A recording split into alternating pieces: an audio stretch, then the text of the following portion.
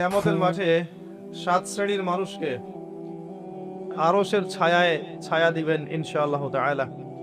যেদিন তার আরশের ছায়া ব্যতীত অন্য কোনো ছায়া থাকবে না। এই 7 শ্রেণীর মানুষের মধ্যে আল্লাহ পাক প্রথম যাদের কথা বলেছেন তারা হচ্ছেন ন্যায়পরায়ণ শাসক। যিনি ন্যায়ের ভিত্তিতে শাসন কার্য পরিচালনা করবেন, আল্লাহ পাক তাকে কিয়ামতের মাঠে আরশের ছায়ায় ছায়া দিবেন ইনশাআল্লাহ তাআলা। দ্বিতীয় শ্রেণী হচ্ছে সেই যুবক বা যুবতী যে তার পুরো যৌবনকাল আল্লাহ পাকের ইবাদতে কাটিয়েছে। এই সুযোগ আমাদের সবার সামনে এখনো আছে, বলেন আলহামদুলিল্লাহ। তৃতীয় হলো সেই ব্যক্তি যার হৃদয় বা কলব মসজিদের সাথে ঝুলন্ত থাকে, অর্থাৎ সে মসজিদে জামায়াতের সাথে নামাজের পাবন্দি করে। এই সুযোগও আমাদের সবার সামনে আছে। আল্লাহ পাক আমাদেরকে তৌফিক দান করুন, আমিন।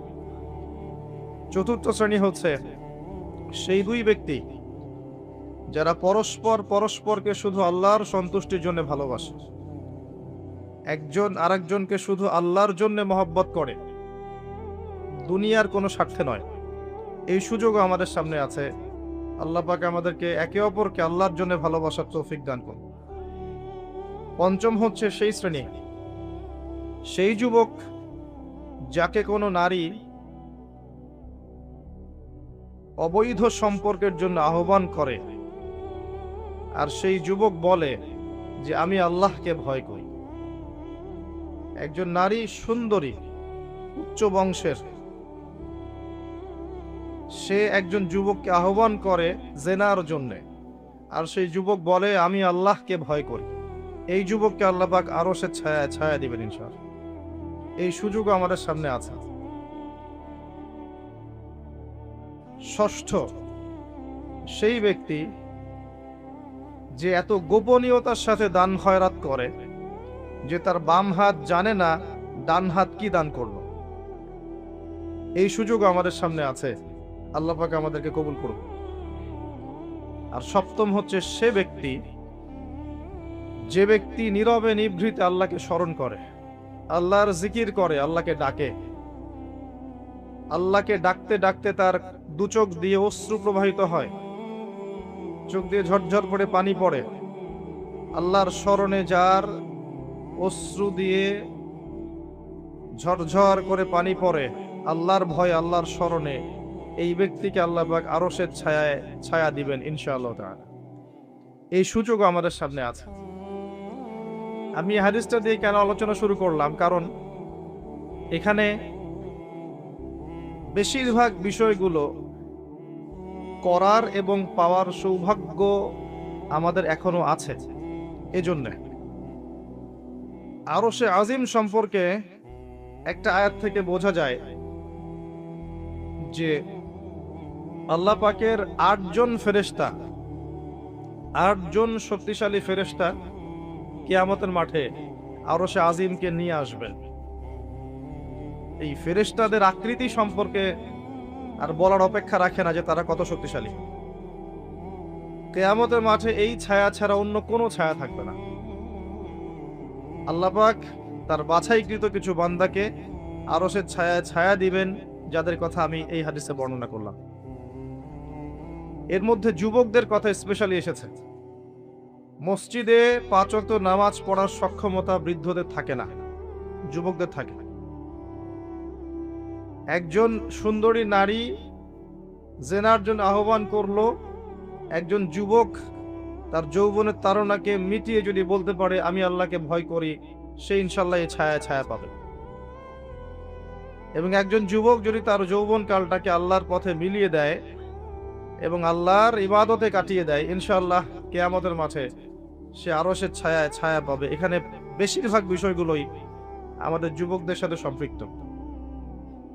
এমনকি যে দুই ব্যক্তি পরস্পরকে ভালোবাসবে আল্লাহর সন্তুষ্টির জন্য, এখানেও দেখা যায় এই ভালোবাসার ক্ষেত্রে যুবকরা অগ্রগামী হতে পারে।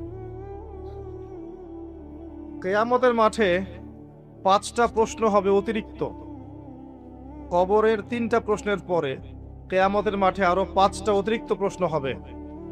প্রথম প্রশ্ন হচ্ছে তোমার সারা জীবন কোন কাজে ব্যয় করেছো।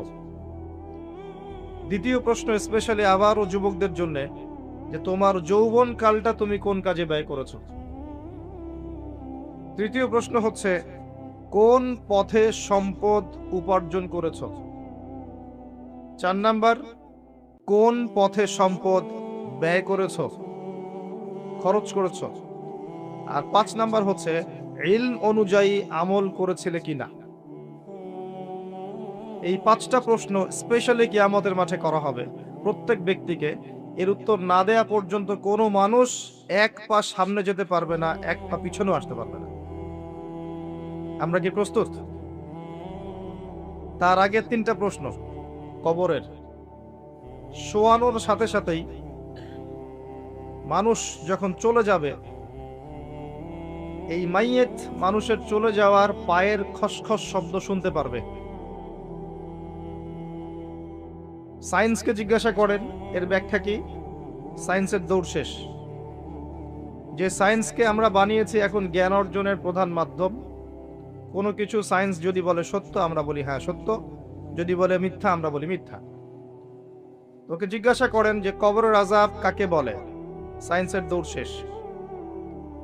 জিজ্ঞাসা করেন রূহ কাকে বলে, আত্মা কাকে বলে, ওর দৌড় শেষ। ঘুম এবং স্বপ্নের সংজ্ঞা দাও, দৌড় শেষ। পরকালের জীবন সম্পর্কে প্রশ্ন করলে তো ওর প্যান্ট নষ্ট হয়ে যাবে। আমরা এখন জ্ঞানের সংজ্ঞা বানিয়েছি এমন যে এই পরীক্ষা নিরীক্ষা যুক্তি দর্শন বিজ্ঞান দিয়ে যা প্রমাণিত হবে সেটাই জ্ঞান, এর বাইরে কোনো জ্ঞান নাই। এটা একটা শিরকি দর্শন। এই শিরকে নিমজ্জিত হয়ে আমরা জ্ঞান অর্জন করছি। এ কারণেই দেখা যায় চাক্ষুষ যা দেখি না সেগুলোকে আর বিশ্বাস করতে মন চায় না। আমাদের মাথাটাকে ওয়াশ করে দিয়েছে পশ্চিমারা। তো সবকিছুকে আপনি পরীক্ষা নিরীক্ষা পর্যবেক্ষণে প্রমাণ করতে পারবেন না। একজন প্রশ্ন করছে জান্নাত জাহান্নাম তো বিজ্ঞান আবিষ্কার করতে পারে নাই, তাহলে জান্নাত জাহান্নামের কি অস্তিত্ব আছে? উত্তর হচ্ছে জান্নাত জাহান্নাম বিজ্ঞান আবিষ্কার করতে পারে নাই, এটা বিজ্ঞানের ব্যর্থতা, জান্নাত জাহান্নামের ব্যর্থতা নয়। জ্ঞান অর্জনের মানদণ্ড ঠিক করেন। প্রশ্ন করা হবে, মাইয়েত শুনতে পারবে যে মানুষ চলে যাচ্ছে হেঁটে হেঁটে।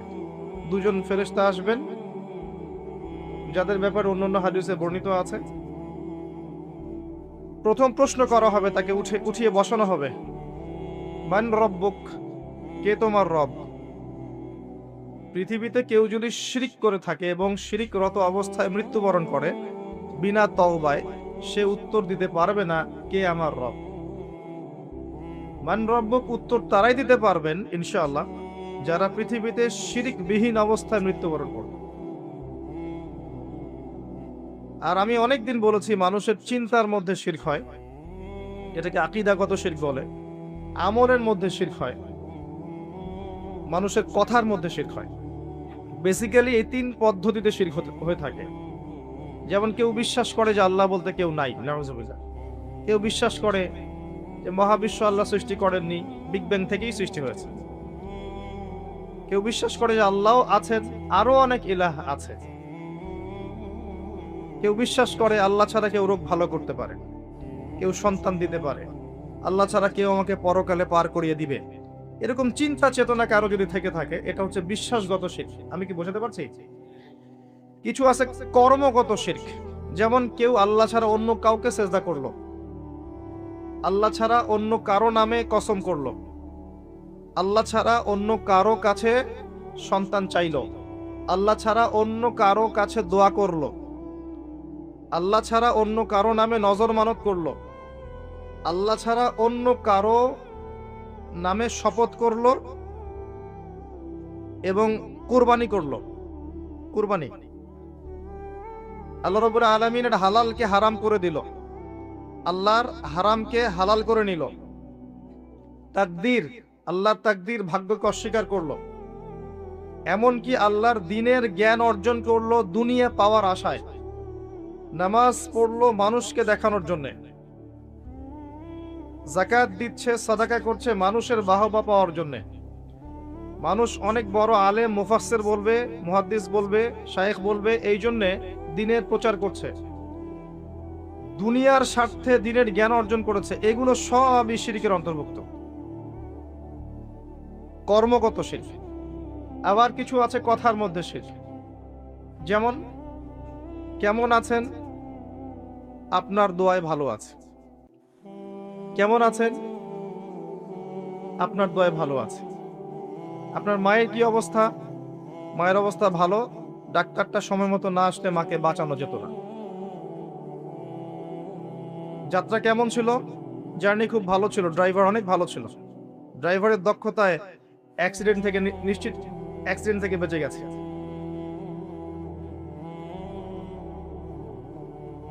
আমি না থাকলে কাজটা হতো না, ভাগ্যিস আপনি ছিলেন, না হলে আমার এই বিপদ থেকে রক্ষা হতো না। প্রচুর কথা বলতে গেলে সারা রাত চলে যাবে, কথার মধ্যে বেশি শিরক হচ্ছে। এমনকি অনেক গানের লিরিক্স দেখবেন, তোমাকে ছাড়া বাঁচবো না, তুমি আমার জীবন, তুমি আমার মরণ, এ ধরনের কথা আছে না? আসমান জমিন চন্দ্র সূর্য সব তোমার, তোমার জন্য চাঁদ নিয়ে এসে দিব, চাঁদে বাড়ি বানাবো, কত কথা। এই শিরক এবং তাওহীদ আগে শেখেন, শেখার পরে আপনি উপন্যাস পড়বেন, কবিতা পড়বেন, গানের লিরিক্স গুলো পড়বেন, দেখবেন যে শিরক দিয়ে ভর্তি। এমনি এমনি আল্লাহ পাক বিষয়গুলোকে হারাম করেন নাই, এখানে শিরক আছে, অনেক ক্ষেত্রে কুফরি কথা আছে, অনেক ক্ষেত্রে আবার ভক্তি প্রদর্শন করতে গিয়ে অতি ভক্তি হয়ে যাচ্ছে, আর হারাম ইনস্ট্রুমেন্ট তো আছেই, সব মিলিয়ে বিষয়টা হারাম। তার উপরে আবার এটা আপনার সময় কিল করবে এবং আপনাকে আল্লাহর জিকির থেকে সরিয়ে রাখবে। যখন আপনি এগুলোর মধ্যে ডুবে যাবেন, ওই মোমেন্টে আপনি আল্লাহকে ডাকতে পারবেন না, ওই সময়টা ওরা খেয়ে ফেললো, সব মিলিয়ে বিষয়টা হারাম। তো এরকম কথায় অনেক শিরক হয়। তো বেসিক কথা হচ্ছে 3 ভাবে শিরক হতে পারে, আপনার কথায়, আপনার কাজে এবং আপনার চিন্তায়।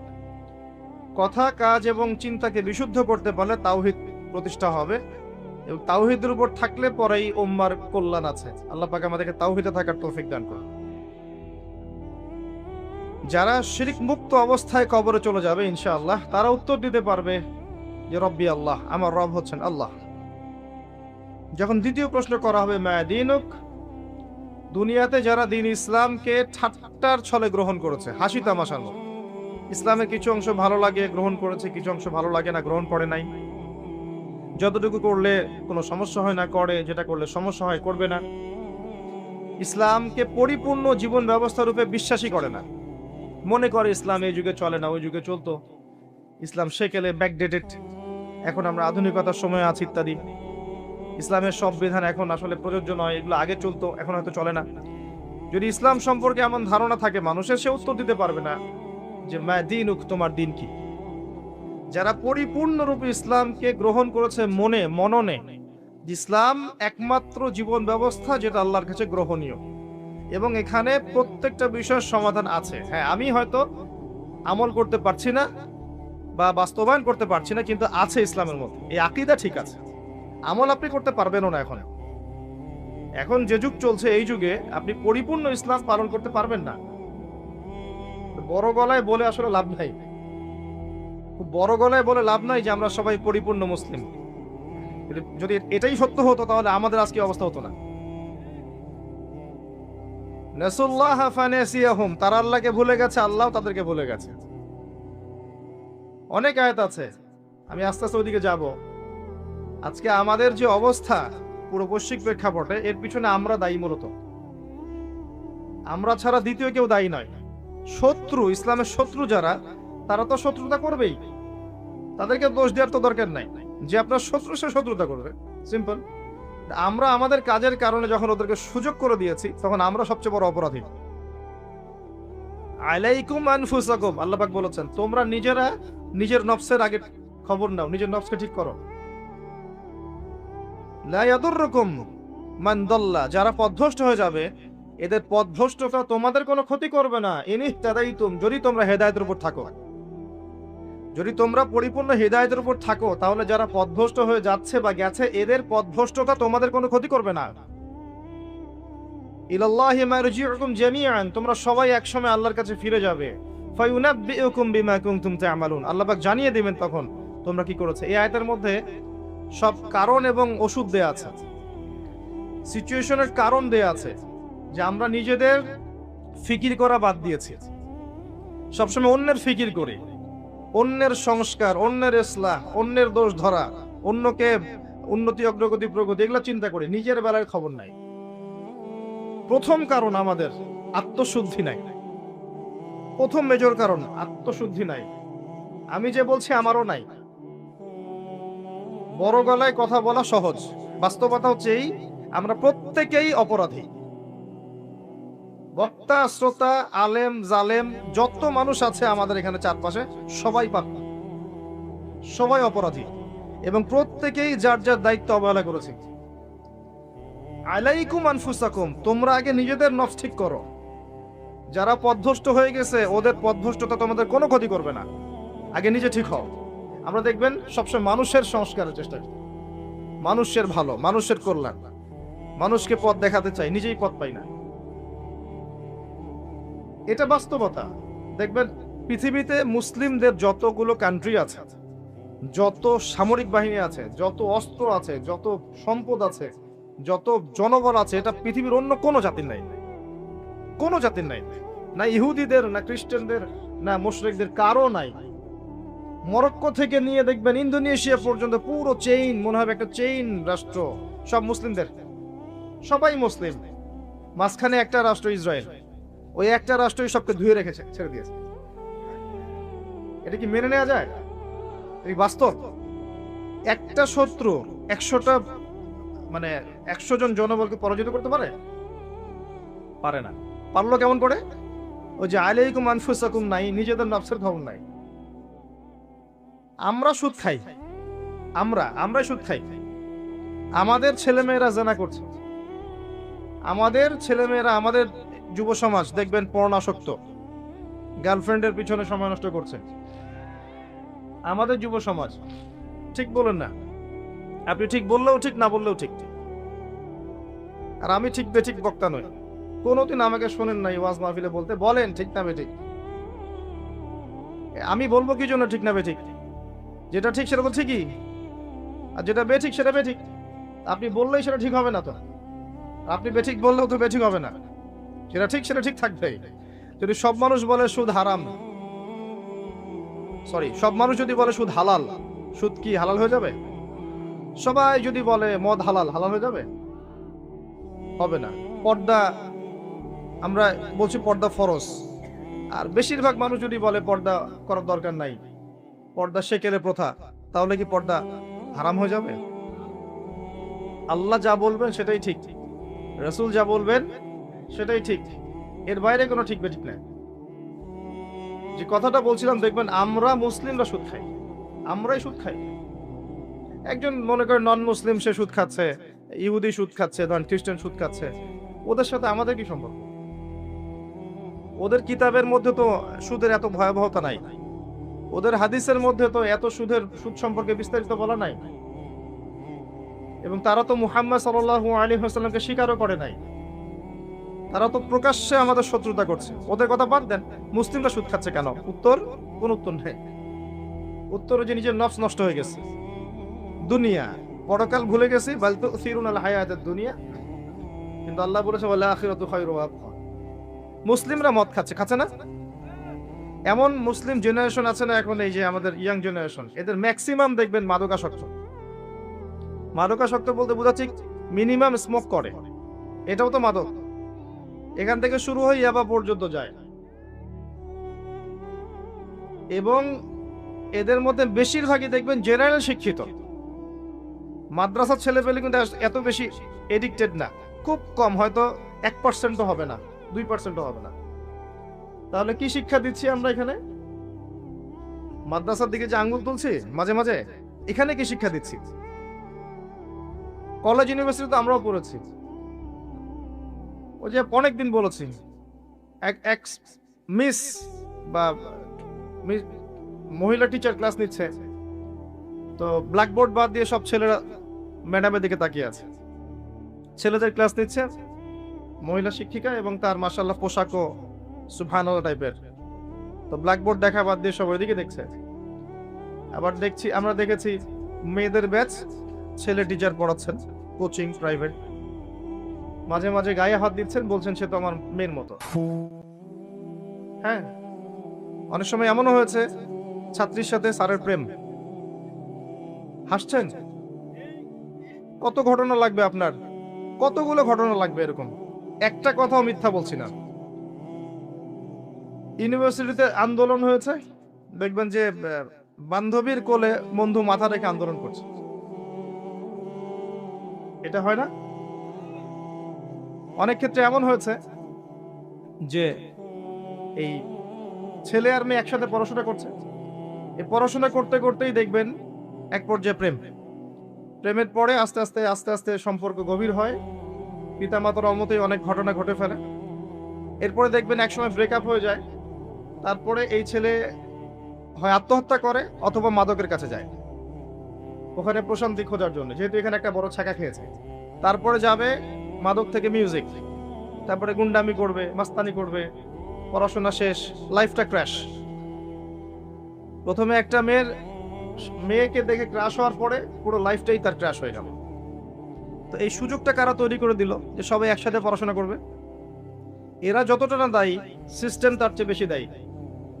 যদি এমন হতো ছেলেরা ছেলেদের জায়গায় ছেলে টিচার, মেয়েরা মেয়েদের জায়গায় মেয়ে টিচার, কোনো সমস্যা ছিল? উন্মুক্ত করে দিলেই সমস্যা হচ্ছে। তো মুসলিমরা উন্মুক্ত করছি, আমরা মুসলিমরা উন্মুক্ত করছি, এবং এখানে যদি কেউ হিজাব বা ইসলাম মেনে চলতে চায় তাকে অনুৎসাহিত করছি। সরাসরি হয়তো বলছি না, কিন্তু তার সাথে এমন আচরণ করছি যে তাকে ডিসকারেজ করা হচ্ছে, তাকে উৎসাহিত করা হচ্ছে না, তাকে মনস্তাত্ত্বিকভাবে আক্রমণ করা হচ্ছে।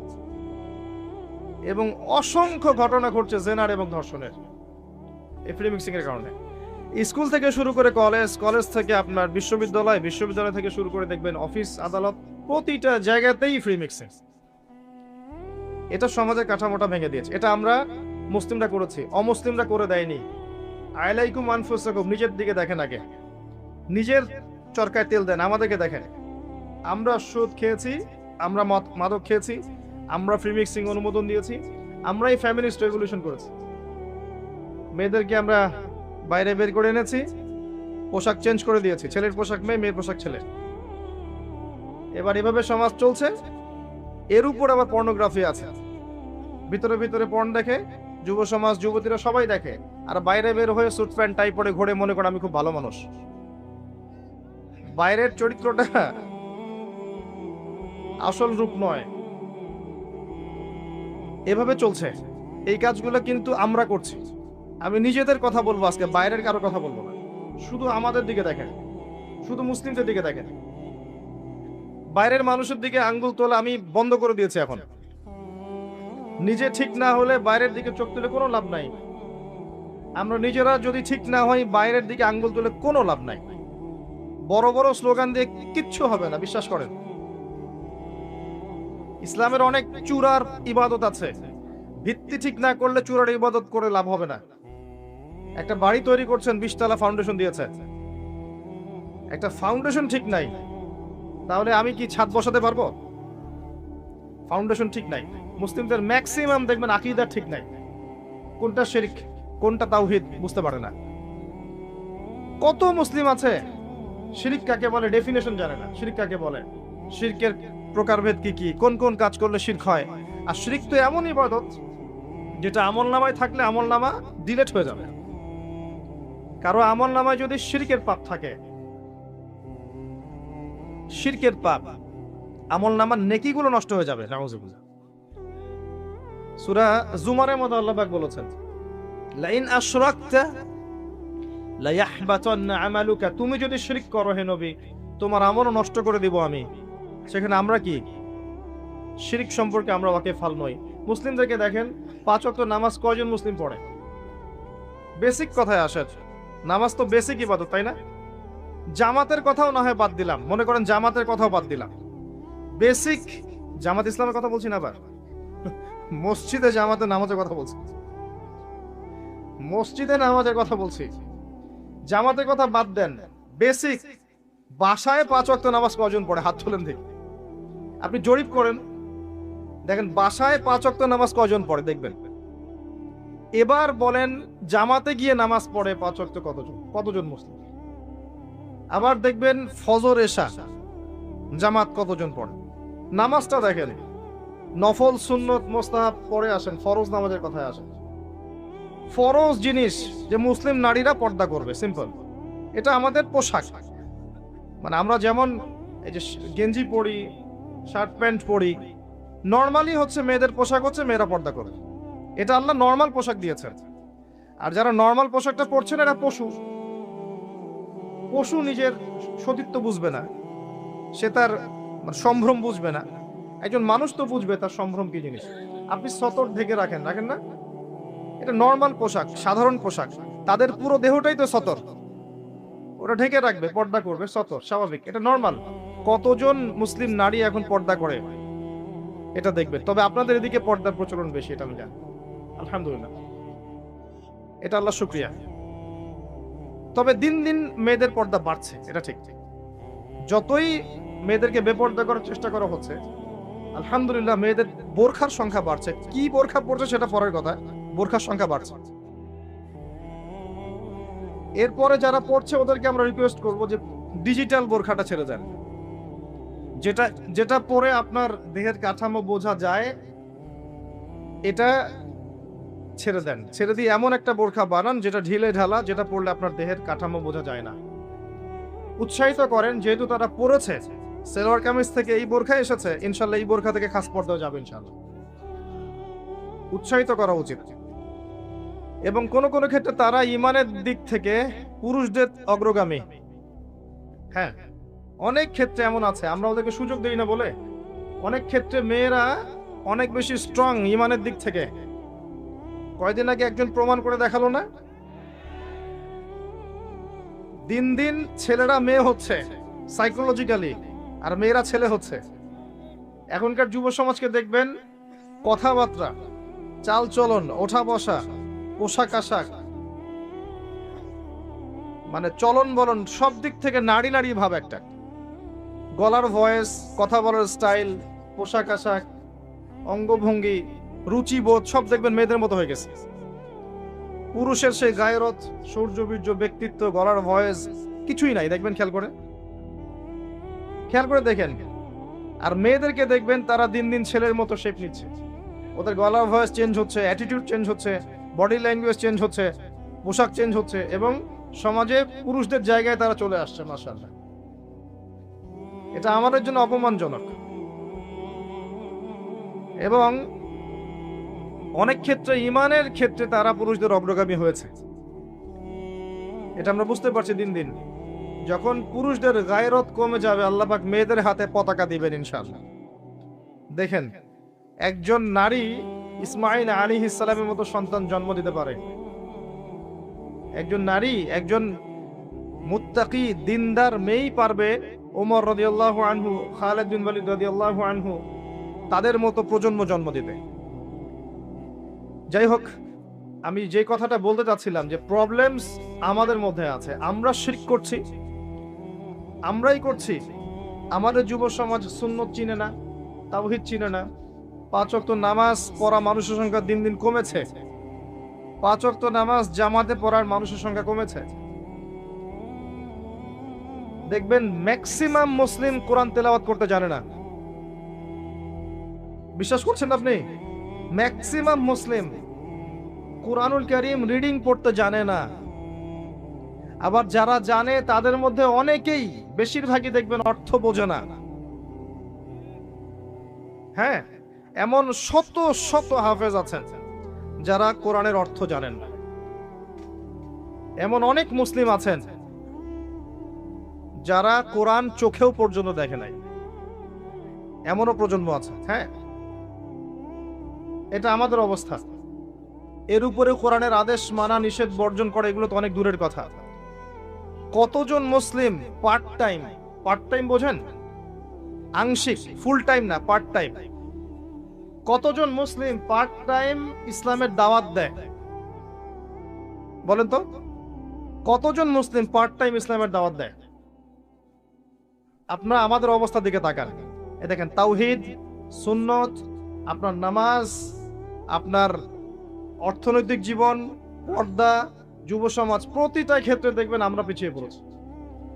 তো আল্লাহ যে বলেছেন আলাইকুম আনফুসাকুম, তোমরা নিজেদের অবস্থাকে ঠিক করো। নিজের অবস্থা ঠিক না করলে কি আমাদের দ্বারা অন্যের সংস্কার হবে? একজন ব্যক্তি যদি ঠিক না হয়, কখনো পরিবার ঠিক হবে? পরিবারগুলো ঠিক না হলে সমাজ কখনো ঠিক হয়? আর সমাজ নেই তো রাষ্ট্র, রাষ্ট্র নেই তো বিশ্ব। মূল কথা ব্যক্তির দিকে ফিরে আসা। মানুষ মনে করে একজন ব্যক্তি চেঞ্জ হলে আর এমন কি হবে না ভাই, একটা বাতি থেকে আরেকটা বাতি জ্বলবে, আরেকটা বাতি থেকে আরেকটা বাতি জ্বলবে, এভাবেই দেখবেন আস্তে আস্তে আলোকিত হবে পরিবেশটা, অন্যথায় হবে না। রাসূলুল্লাহ সাল্লাল্লাহু আলাইহি ওয়াসাল্লাম মক্কার 13 বছর ধরে একটা একটা করে বাতি জ্বালিয়েছেন, জ্বালান নাই? আমি বেসিকের কথা বলেছি না, 5 ওয়াক্ত সালাত। আপনি জরিপ করে দেখেন কতজন মানুষ নামাজ পড়ে, কতজন মুসলিম কোরআন তেলাওয়াত করতে পারে, জরিপ করে দেখেন। জরিপ করে দেখেন সুদ ছাড়া কতজন মানুষ চলছে, কয়জন মানুষের পরিবারে হালাল রিজিক যাচ্ছে, কতজন পরিবার, মুসলিম পরিবারের মেয়েরা পর্দা করে, কতটা মুসলিম পরিবারের ছেলেরা অজুর ফরজ কয়টা সেটা জানে। বিবি এমবিএ ডক্টরেট সব করে শেষ করে ফেলেছে, অজুর ফরজ কয়টা বলতে পারবে না, নামাজের ওয়াজিব কয়টা, ফরজ কয়টা, আহকাম আরকাম কিছুই বলতে পারবে না, যাকাত দিতে হয় কিভাবে, নেশাব সেটাও বলতে পারবে না। এই মুসলিমদেরই অবস্থা। বড় বড় স্বপ্ন দেখছেন, দিন কায়েম, জিহাদ, খেলাফত, কিচ্ছু সম্ভব না এখন মুসলিমদের দ্বারা। এগুলোর কিছু সম্ভব না, এই প্রজন্ম দ্বারা অন্তত পক্ষে সম্ভব না। আল্লাহ পাকে এমন প্রজন্ম নিয়ে আসবেন ইনশাল্লাহ, যারা এমন গবাদি পশু হবে না, তাদের হাতে আল্লাহ পাকে দায়িত্বগুলো দিবেন ইনশাআল্লাহ। আমাদের দ্বারা এগুলো হবে না। আমরা এখন যে হালতে আছি, এই হালতে আমাদের পক্ষে সম্ভব না। আল্লাহ রাব্বুল আলামিন কোরআনে বলেছেন, ওয়াইন তাতাওয়াল্লাউ ইস্তাবদিল কওমান গায়রাকুম, তোমরা যদি দায়িত্ব পালন করতে না পারো, তোমরা যদি তোমাদের উপর অর্পিত দায়িত্ব পালন না করো, আল্লাহ পাক অন্য কওমকে তোমাদের জায়গায় নিয়ে আসবেন। সুম্মা লা ইয়াকুনু আমসালাকুম, এরা তোমাদের মতো এরকম অপদার্থ হবে না। সুম্মা লা ইয়াকুনু আমসালাকুম, এরা তোমাদের মতো অপদার্থ হবে না। দিনের বেসিক ঠিক নাই ভাই, আমাদের দিনের বেসিক জিনিস ঠিক নাই, আমাদের কারো পরিবারের আদর্শ ঠিক নাই। আমরা মনে করছি যে আমাদের পরিবারগুলো সব জান্নাতের টুকরা, প্রত্যেকটাই জাহান্নামের টুকরা, ইল্লা মাশাআল্লাহ। আর যারা সঠিক দিনের উপর আছে, এদের সংখ্যা নিতান্তই নগণ্য। ম্যাক্সিমাম ক্ষেত্রে দেখবেন অর্থনীতির ক্ষেত্রে আমাদের হালাল হারামের বালাই নাই, সুদে ভর্তি, ঘুষে ভর্তি, দুর্নীতিতে ভর্তি, আত্মসাতে ভর্তি। আমাদের ইকোনমিক সিস্টেমও ঠিক নাই। সোশ্যালি আমাদের বন্ধন ভেঙে গেছে, খেয়াল করে দেখবেন। আত্মীয়তার সম্পর্ক নষ্ট হয়ে যাচ্ছে, ভাই ভাইকে হত্যা করছে, বাবা বাবা মাকে সম্মান করছে না, ছেলেরা বৃদ্ধাশ্রমে রাখছে, লাইভে এসে আত্মহত্যা করে যায়। কি অবস্থা একটা সমাজের! আত্মীয়তার সম্পর্ক ঠিক নাই, প্রতিবেশীর হক ঠিক নাই, বোনকে সম্পত্তির অধিকার দেয় না, কিছুই ঠিক নাই। বাইরের চোখ দিয়ে দেখলে মনে হয় সব ঠিক আছে, আসলে কিছুই ঠিক নাই। আরো উপরের লেভেলে তো যেতে যাচ্ছি না আমি, যত উপরে যাবেন তত বেশ বড় দুর্নীতি আছে। বেসিক একদম তলা ফাঁকা আমাদের। আর আমরা এখানে আইওয়াশ নিয়ে পড়ে থাকি, শোডাউন নিয়ে পড়ে থাকি, আমরা লৌকিকতা নিয়ে পড়ে থাকি। ইভেন এই চেয়ারগুলোতে আমরা যারা বসছি, এরা আরো বড় বিপদে আছে। এই চেয়ারগুলোতে যারা বসছে এরা আরো বড় বিপদে আছে, কারণ এই চেয়ার থেকে অনেক বড় দায়িত্ব আল্লাহ পাক দিয়েছেন, যার বিন্দু মাত্র আমি আদায় করতে পারি না, কিছুই করতে পারি না। এই কথাগুলো বলছি অত্যন্ত দুঃখ নিয়ে, ক্ষোভ নিয়ে। এখানকার হক আমরা যার্রা পরিমাণ আদায় করতে পারি না। মানুষ এই চেয়ারগুলোর দিকে তাকিয়ে থাকে জ্ঞানের জন্য, পথের জন্য, আমরা দিতে পারি না। দিতে পারবো কি? একজন তো আরেকজনের পিছনে লেগে থাকি, একজন একজনের পিছনে, আরেকজন আরেকজনের পিছনে, সারাদিন গীবত আর তহমত আর সমালোচনা, কাদা ছড়াছড়ি করতে করতে উম্মাকে বিভক্ত করে রেখে দিয়েছে। ইল্লা মাশাআল্লাহ, কিছু মানুষ অবশ্যই আছেন যাদেরকে আপনি এত বেশি ফেসবুকে দেখবেন না, ইউটিউবে দেখবেন না, দেখবেন রাতের অন্ধকারে তারা তাহাজ্জুদের নামাজে দাঁড়িয়ে আছে, আল্লাহর কাছে কান্নাকাটি করছে। ওইসব ওলামায়ে কেরামকে দেখতে পারবেন না। তারা আছে বলেই হয়তো এখন পর্যন্ত সব ঠিকই আছে, আল্লাহু আ'লাম। তারা দোয়া করেন, মাদ্রাসা চালান, ছাত্র তৈরি করেন, আলেম তৈরি করেন, তারা পরবর্তীতে মানুষকে ভালো কিছু দেয়। তারা এত লৌকিকতার প্রদর্শন করে না। পরকালের সেলিব্রিটি আসল সেলিব্রিটি, দুনিয়ার সেলিব্রিটিজমের কোনো দাম নাই। আমাদের কমন সেন্সগুলো দিন দিন নষ্ট হয়ে যাচ্ছে, জানেন? আমাদের কমন সেন্সগুলো কমে যাচ্ছে। দেখবেন আপনার বাড়ির পাশে জোরে গান বাজছে, আপনি গিয়ে বলবেন ভাই একটু কমায় দেন, আরো জোরে বাড়াই দিবেন। রাস্তা দিয়ে একটা মেয়ে যাচ্ছে, দেখবেন ওড়নাটা গাড়ির সাথে পেঁচিয়ে মেয়েটা পড়ে গেছে, দেখবেন মানুষ হা করে হাসছে।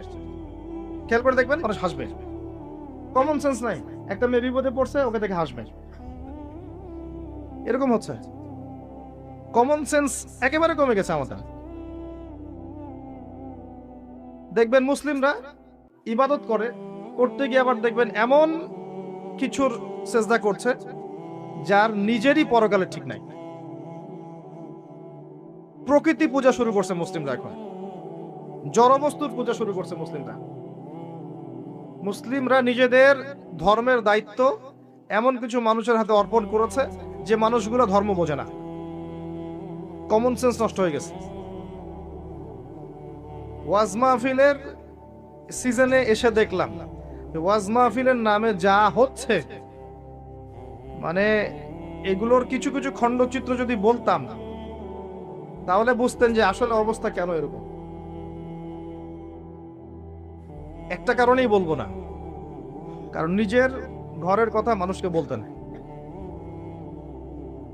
এখানে এই চেয়ারগুলোতে যতক্ষণ এমন কিছু মানুষ না বসবেন যাদের কথা এবং কাজে মিল আছে, যাদের অন্তরটা পরিশুদ্ধ পবিত্র, যারা শুধুমাত্র আল্লাহর সন্তুষ্টির জন্য আল্লাহর দ্বীনের খেদমত করতে চান, যতক্ষণ পর্যন্ত এই মানুষগুলো এই চেয়ারগুলোতে না বসবে ততক্ষণ পর্যন্ত এই কথাগুলো মানুষের কলবে তাসির করবে না। প্রচুর কথা শুনেছেন সারা জীবনে, কতগুলো কথা আপনার কলিজায় আঘাত করেছে এটা খেয়াল করুন। এক রাত মাহফিল করলাম, বাসায় গিয়ে চলে গেলাম, ঘুমিয়ে গেলাম, বাকি দিনগুলো নর্মাল স্বাভাবিকভাবে যাচ্ছে। এটাই যদি হয়ে থাকে তাহলে এই মাহফিলের উদ্দেশ্য সফল হবে না।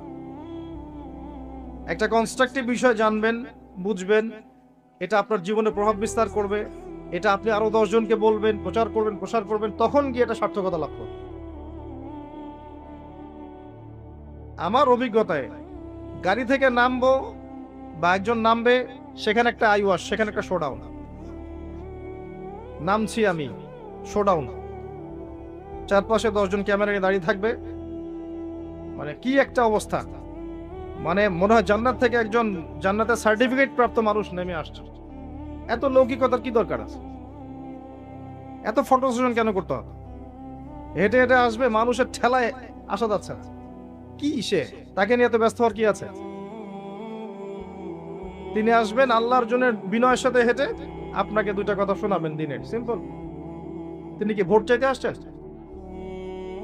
তাহলে দেখবেন তারপরে ওয়াজ করা শেষ, ওয়াজও মাশাআল্লাহ দেখবেন আগা মাথা কিছু নাই, কনস্ট্রাকটিভ কোনো কথা নাই, কেচ্ছা কাহিনী বয়ান, যার কোনো দলিল নাই, যার কোনো ভিত্তি নাই। মাঝে মাঝে একটু রঙ্গ তামাশা করবে, অঙ্গভঙ্গি করবে, একটু গান টান গিয়ে শোনাবে, এখন এগুলো চলছে। আর মানুষ তো ইস্যু পাগল এবং ফ্যান্টাসি পাগল, মজা নিতে পছন্দ করে বাঙালি, এটা থেকে মজা পাবে। ওয়াজের টাকা উসুল হয়েছে আমার। তারপরে দেখবেন যদি কিছু কথা বলেও থাকে, এর বিরুদ্ধে 10টা কথা, ওর বিরুদ্ধে 20টা, এর গীবত 10টা, ওর গীবত 20টা, এর মাঝখানে 2-1টা কোরআন হাদিসের আয়াত শুনিয়ে দিল সুর করে, মানুষ মনে করলো মাশাআল্লাহ অনেক সুন্দর ওয়াজ হয়ে গেছে। ওয়াজও শেষ, সবাই গোল করে তাকে ঘিরে ধরে সেলফি স্ট্রং, একদম ঝড় হচ্ছে। কি শিখলেন ওয়াজে তাহলে? সে হাত নাড়াতে নাড়াতে গাড়িতে উঠে চলে গেল। গাড়িতে উঠে যাওয়ার আগে এবার টাকা নিয়ে কেচাল, অ্যাডভান্স আর ইয়েটা মেলে নাই, ব্যাস ওখানে একটা সিন ক্রিয়েট হচ্ছে। তারপর দেখা যাবে আয়োজক করেছে এমন মানুষ যারা ওদের উদ্দেশ্য সার্থক হয়ে গেছে, মাহফিল শেষ, হুজুরের আর কোনো খবর নাই, সে এবার নিজের টাকায় গাড়ি ঢেলে বাসা নিয়ে যাচ্ছে। বিভিন্ন চিত্র দেখতে হয়েছে আমাকে এই সিজনে। অল্প কিছু কথা বলো, মানে ভিতরটা এত নোংরা হয়ে গেছে আমাদের, এই কারণে বাইরের অবস্থা এমন হচ্ছে। আমি একটা কথাই বলবো আজকে, একটা টপিকে কথা বলবো শুধু, সেটা হচ্ছে আলাইকুম আনফুসাকুম। নিজের নফসকে ঠিক করেন, আত্মশুদ্ধি অর্জন করেন, নিজে ঠিক হন, বাকি সব ঠিক হয়ে যাবে ইনশাআল্লাহ। আমি এটা আমাকে বলছি আগে, এরপর আপনাদেরকে বলছি। আল্লাহ পাক বক্তা শ্রোতা উভয়কে আমল করার তৌফিক দান করুন। শুধু নিজে চিন্তা করেন, অনেক বড় চিন্তা আপাতত বাদ দেন, জাস্ট নিজেকে নিয়ে ভাবেন, আপনার আত্মাটাকে পরিশুদ্ধ করেন, সব ঠিক হয়ে যাবে ইনশাআল্লাহ। একটা আত্মা যদি পরিশুদ্ধ হয়, তার মানে এই আত্মা দিয়ে আর কোনো দুর্গন্ধ ছড়াবে না। একটা একটা করে আত্মা অপবিত্র হতে হতে সমাজটা দুর্গন্ধময় হয়েছে। কি জিনিস? আপনার দেহটাই শুধু দেহ নয়, এর সাথে একটা আত্মা আছে। আত্মা আসলো কোথা থেকে? রুহের জগৎ থেকে। এই জায়গাটা ভালো করে বোঝেন, আত্মা কোথা থেকে আসলো? রুহের জগৎ থেকে। এটা কোথায়? আলমে আরওয়াহ, যেখানে আমাদের আত্মাগুলোকে রাখা ছিল। আল্লাহ রাব্বুল আলামিন আত্মাগুলোকে সৃষ্টি করেছেন, একটা জগতে রেখেছেন, জগৎটার নাম দিয়েছেন আলমে আরওয়াহ। আদম সন্তানের সমস্ত আত্মাগুলো সেখানে ছিল। এখান থেকে আত্মাটাকে আপনার মায়ের গর্ভে এনে দেয়া হয়েছে। যখন আপনার আমার বয়স ছিল 4 মাস 10 দিন বা এরকম সামথিং লাইক দ্যাট, এরকম, তখন আত্মাটা নিয়ে এসেছেন একজন ফেরেশতা, এনে ফুঁকে দিয়েছেন এবং লিখে দিয়েছেন আপনি বাঁচবেন কতদিন, রিজিক কি হবে, সৌভাগ্যবান হবেন না দুর্ভাগ্যবান হবেন, সব লেখা হয়ে গেছে। এটা আপনার মায়ের গর্ভে থাকা অবস্থায় হয়েছে। সবার ক্ষেত্রে এটা হয়েছে, আমার আপনার সবার ক্ষেত্রেই। তাকদীর নিয়ে এত বিচলিত হওয়ার কিছু নাই, এটা লেখা হয়ে গেছে। এরপরে আপনি যখন ভূমিষ্ঠ হয়েছেন, আস্তে আস্তে আস্তে আস্তে আপনি বড় হয়েছেন। আপনার দেহটা শুধু বড় হয়নি, আপনার ভিতরে একটা আত্মাও ছিল, এরও কিছু চাহিদা এসেছে।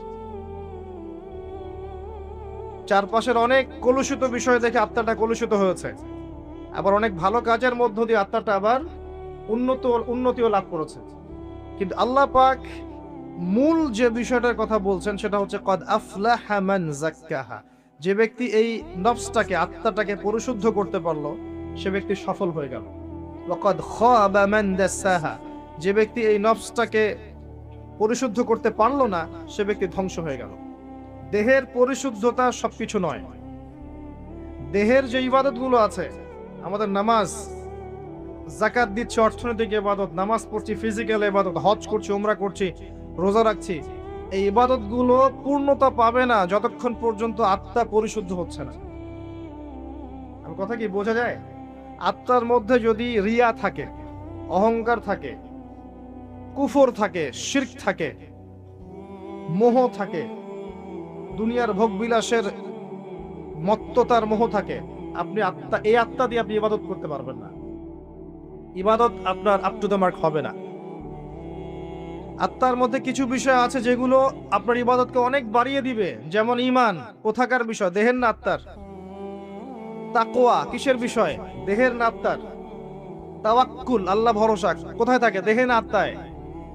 ভালোবাসা, আল্লাহর প্রতি ভালোবাসা কোথায় থাকে? দেহে না আত্মায়?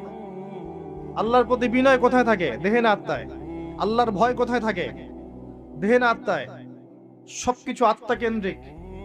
ঈমান, তাওহীদ, আপনার মোহাব্বত, তাওয়াক্কুল, তাওয়াজু, প্রতিটা বিষয় কার সাথে সম্পর্কিত? আত্মার সাথে। আবার এই আত্মার মধ্যে যদি আপনি নিয়ে আসেন রিয়া, অহংকার, হিংসা, বিদ্বেষ, এই বিষয়গুলো চলে আসে, আল্লাহ দ্রোহিতা, কুফর, আত্মাটা নষ্ট হয়ে যাবে। ওই আত্মা দিয়ে দেহের ইবাদত তখন কবুল হচ্ছে না। তাহলে মূল বিষয়টা কি? আত্মার পরিশুদ্ধি। এটা আল্লাহ পাক বলছেন আলাইকুম আনফুসাকুম, তোমরা প্রত্যেকে নিজ নিজ নফসকে ঠিক করো। এখন কি কি করলে আপনার নফস ঠিক হতে পারে? সবগুলো এক লেকচারে বলা সম্ভব নয়। এই জায়গায় মনোযোগ দিয়ে শোনেন, কয়েকটা খালি টিপস বলবো কি কি কাজ করলে আপনার আত্মা পরিশুদ্ধ হতে পারে। এটা সবচেয়ে ইম্পর্টেন্ট কাজ এখন মুসলিম উম্মার। এক নাম্বার কাজ হচ্ছে আপনাকে তাওহীদ বুঝতে হবে, শিরক থেকে দূরে থাকতে হবে। এক নাম্বার কাজ, যে কথাটা আমি প্রথমে বলেছিলাম। 2 নাম্বার হচ্ছে রাসূলুল্লাহ সাল্লাল্লাহু আলাইহি ওয়াসাল্লামের সুন্নাহর উপর নিয়মিত আমল করতে হবে, অন্য কোনো আদর্শ গ্রহণ করা যাবে না। দৈনিক যে সুন্নাহগুলো আছে, এই সুন্নাহগুলো অ্যাপ্লাই করতে হবে। আমি প্রফেটিক লাইফস্টাইল নিয়ে আরো লেকচার দিয়েছি, ওখানে পাবেন। ঘুমানো থেকে শুরু করে একদম সকাল থেকে রাত, পুরো জীবনটাকে আপনি কিভাবে সুন্নাহ মাফিক কাটাতে পারেন, এই বিষয়ে অনেক লেকচারও আছে, বইপত্র আছে, পড়ে নেবেন। আজকে ওই দিকে আমি কথা বলছি না। এতটুকু বলবো, প্রতিটা কাজ মুহাম্মদ সাল্লাল্লাহু আলাইহি ওয়াসাল্লামের সুন্নাহ মাফিক করলে পরে আপনার পুরো জীবনটাই হবে ইবাদত। এই জন্য আল্লাহ পাক আপনাকে সৃষ্টি করেছেন, ওয়া মা খালাকতুল জিন্না ওয়াল ইনসা ইল্লা লিয়াবুদুন। এটাই হচ্ছে সেই আয়াতের ব্যাখ্যা। আর আমরা আল্লাহর ভালোবাসা পেতে চাইলে তার রাসূলকে অনুসরণ করতেই হবে, আদারওয়াইজ অন্য কোনো ভাবে আমরা তার ভালোবাসা পাবো না।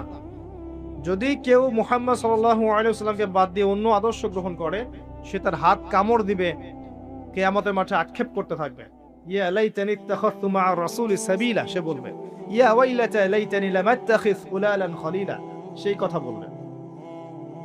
এটা 2 নাম্বার। 3 নাম্বার হচ্ছে কোরআন এবং সুন্নাহ এমন মানুষের কাছে গিয়ে শেখা, এটা বেশি ইম্পর্টেন্ট। প্রথমে তাওহীদ, তারপর সুন্নাত, এরপর হচ্ছে সোহবত। কোরআন এবং সুন্নাহ এমন মানুষের সংস্পর্শে গিয়ে শেখা যাকে দেখে আপনি কোরআন সুন্নাহ শিখতে পারবেন, এটা বেশি ইম্পর্টেন্ট।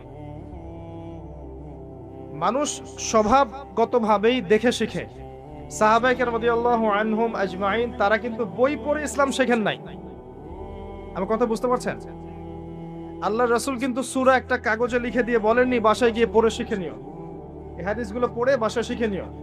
বরং তারা সব সময় রাসূলের সাথে থাকতেন, তিনি কিভাবে ওঠেন, কিভাবে বসেন, কেমন করে কথা বলেন, কখন রাগ হন, কখন হাসেন, কিভাবে খান, কেমন করে ইস্তেঞ্জা করেন, সব দেখতেন তারা। দেখতেন না? এমনকি ব্যক্তিগত সময়েও তারা বাসায় চলে যেতেন, গিয়ে শিখতেন। রাসূলকে না পেলে তার স্ত্রী থেকে জিজ্ঞাসা করতেন, কেমন করে রাসূল এটা করেন, কেমন করে ওটা করেন। এটা হচ্ছে সুহবাত। এখন আমরা কি রাসূলকে পাবো?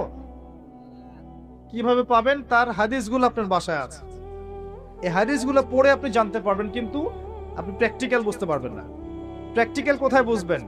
যে ব্যক্তি বা যে আলেম, যে শায়েখ, যে ওস্তাদ, যে মুআল্লিম, যার কাছে, যার ভিতরে সুন্নাহগুলো ইনস্টল করা আছে, তাকে দেখে শিখতে পারবেন। কথা বুঝতে পারছেন? এমন ব্যক্তি যে আপনাকে পড়াচ্ছেন, মুআল্লিম বা ওস্তাদ বা বক্তা বা শায়েখ বা মুহাদ্দিস বা আলেম, যিনি, যার কাছে গিয়ে আপনি ইসলাম শিখছেন, তার মধ্যে যদি সুন্নাত থাকে তখন আপনি এই সোহবতটা পাবেন।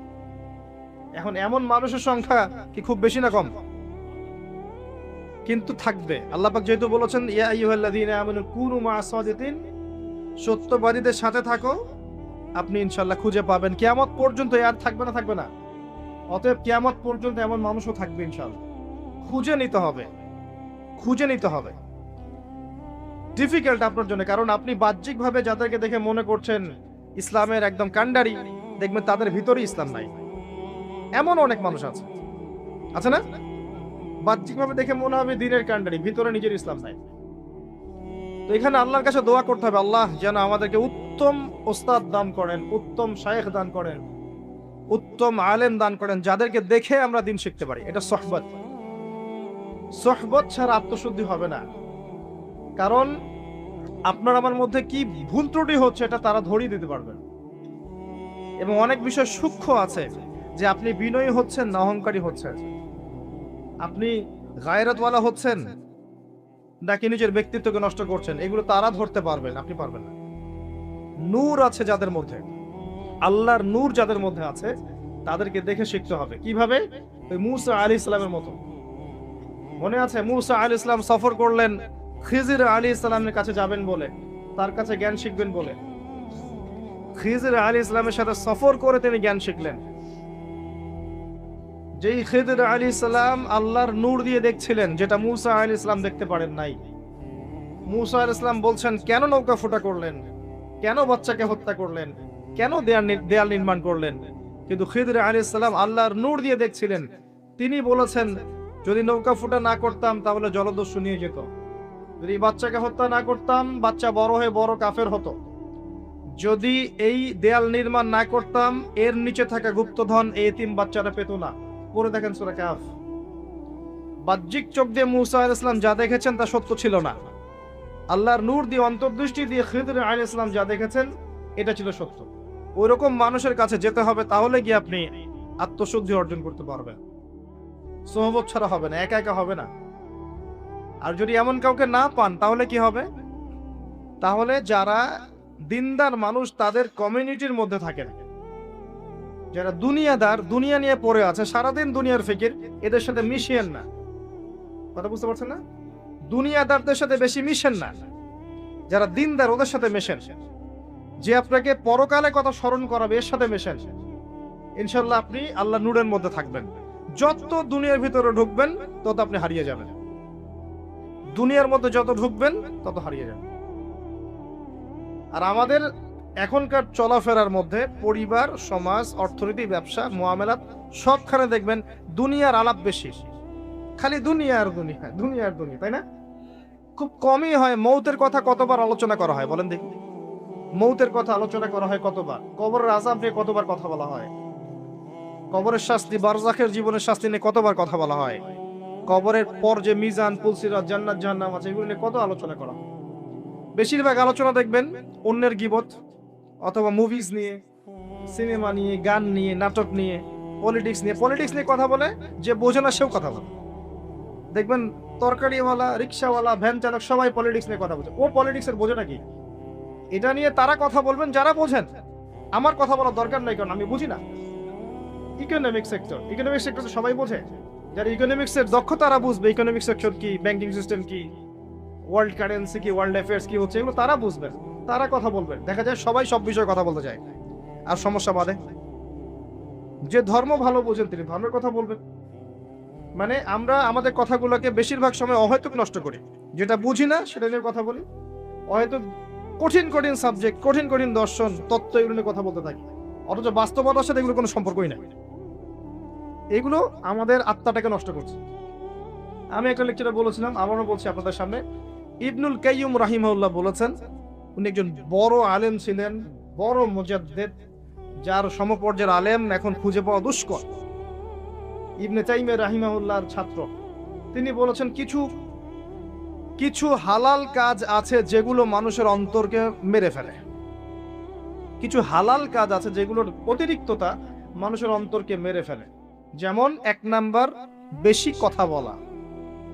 বেশি মানুষের সাথে কথা বলবেন, অন্তর মরে যাবে। 2, মানুষের সাথে বেশি মেশা। বেশি বেশি মানুষের সাথে মিশবেন, আপনি মানুষের দ্বারা প্রভাবিত হবেন। আর বেশিরভাগ মানুষ যেহেতু অজ্ঞ হবে এবং খারাপ হবে, আপনার ভিতরে খারাপই ঢুকে যাবে। 3 নাম্বার, বেশি খাওয়া। যারা বেশি খায় এদের কলব মরে যায়। আর মাশাআল্লাহ এখন দেখা যায় এরকম চেয়ারে বসে এমন অনেকেই কথা বলি যারা ভুঁড়ির ভারে হাঁটতে পারে না। কথা কি বুঝতে পারছেন? এই চেয়ারে বসা মানুষের তো ভুঁড়ি থাকার কথা না, এটা তো সুন্নত নয়। আমার তো দেহের মধ্যে আমি সুন্নত অ্যাপ্লাই করতে পারি নাই, আমি মানুষকে সুন্নত শেখাবো কি? খাওয়ার সময় গোগ্রাসে খেয়েছি, আমি সুন্নত নষ্ট করেছি, ফিজিক্যাল স্ট্রাকচার নষ্ট হয়ে গেছে। এখানে বসে সুন্নতের বয়ান করছি বিশাল ভুঁড়ি নিয়ে। সুবহানাল্লাহ, এই হচ্ছে বাস্তবতা। তারপর তিনি বলেছেন বেশি ঘুম অন্তর মেরে ফেলবে। আরেকটা কথা বলেছেন বেশি স্ত্রী সহবাস। উনি বলেছেন স্ত্রী হালাল, কিন্তু বেশি করতে গেলে অন্তর মরে যাবে। এই কাজগুলো বেশি বেশি করলে কলব মরে যায়। সেক্ষেত্রে আমাদেরকে দেখেন আমরা এগুলোতে বেশি ব্যস্ত আছি। আত্মশুদ্ধি অর্জন হবে আপনার আল্লাহওয়ালা মানুষের সোহবতে থাকলে। আল্লাহওয়ালা মানুষ ছাড়া অন্য কারো সোহবতে গেলে আপনি দুনিয়াতে ডুবে যাবেন, কারণ তারা পরকাল কেন্দ্রিক কথাবার্তা বলবেন, আপনাকে আল্লাহর দিকে নিয়ে যাবে না। প্রতিটা বৈঠক আজকে থেকে একটা নিয়াত করেন, আজকের পরে যে বৈঠকেই বসবেন অন্তত একবার আল্লাহর কথা আলোচনা করবেন, একবার রাসূলের প্রতি দরুদ পড়বেন। করা যাবে? যেখানেই বসেন, ব্যবসায় বসেন, বাণিজ্যে বসেন, চাকরিতে বসেন, মসজিদে বসেন, হালাকায় বসেন, পলিটিক্যাল আলোচনায় বসেন, যেখানেই বসেন অন্তত একবার আল্লাহর কথা বলবেন, একবার রাসূলের কথা বলা যাবে না? এরপরে সেখান থেকে ওঠার আগে একটা দোয়া পড়ে উঠবেন, সেটা হলো সুবহানাকা আল্লাহুম্মা বিহামদিকা আশহাদু আল্লা ইলাহা ইল্লা আনতা আস্তাগফিরুকা ওয়া আতুবু ইলাইক। ফজিলত, ওই বৈঠকে যদি অহেতুক কোনো কথা হয়ে যায় এটার কাফফারা হয়ে যাবে ইনশাআল্লাহ, গুনাহটা মাফ। আর যদি ভালো কোনো কথা বলে থাকে এটা কিয়ামতের মাঠে সওয়াবের একটা বুলন্দ হয়ে থাকবে, সওয়াব হিসেবে বুলন্দ হয়ে থাকবে, এটা আপনাকে দেয়া হবে ইনশাআল্লাহ। আমরা আমাদের ভিতরটা চেঞ্জ করি, আসেন। আত্মশুদ্ধি, সোহবত লাগবে। 1 নাম্বার বলেছে কি? তাওহীদ লাগবে, শিরক রাখা যাবে না। 2 নাম্বার সুন্নত লাগবে, বেদাতের সাথে আপোষ করা যাবে না। এই যে একটা কথা বলে অন্যদিকে যাই, বেদাতীদের একটা শাস্তি আছে, কিন্তু সারা জীবন প্রচুর আমল করেছে, কিন্তু আমলগুলো নবীর তরিকায় হয়নি। এ কারণে হাউজে কাউসারের পানি যখন নবী সাল্লাল্লাহু আলাইহি ওয়াসাল্লাম খাওয়াতে যাবেন, একটা পর্দা পড়ে যাবে। এটা সহিহ বুখারীতে হাদিসে এসেছে, একটা পর্দা পড়ে যাবে। এবং নবী সাল্লাল্লাহু আলাইহি ওয়াসাল্লাম নিজে বলবেন, ইন্নাহুম মিন্নি, এরা তো আমার উম্মত। কেন পর্দা পড়ে গেল?